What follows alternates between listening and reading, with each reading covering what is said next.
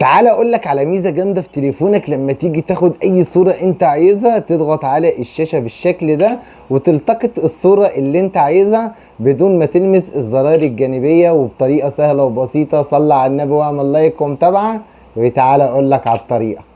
اول خطوه معانا هنضغط على الكاميرا في تليفوننا بالشكل ده، وبعد كده هنضغط على الثلاث نقط وهنضغط على الاعدادات، وبعد كده هننزل تحت وهتلاقي هنا حضرتك طرق التصوير، هنضغط عليها وهنفعلها بالشكل ده.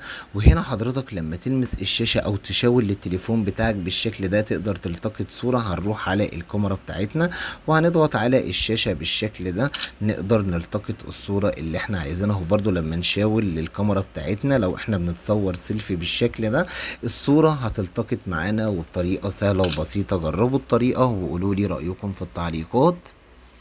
إذا كنت من المتابعين الجدد اشترك الآن في القناة ليصلك الجديد بالضغط على الزر الأحمر أسفل القناة مع تفعيل الجرس، ولا تنسوا دعم المقطع بلايك. شكرا لكم جزيل الشكر.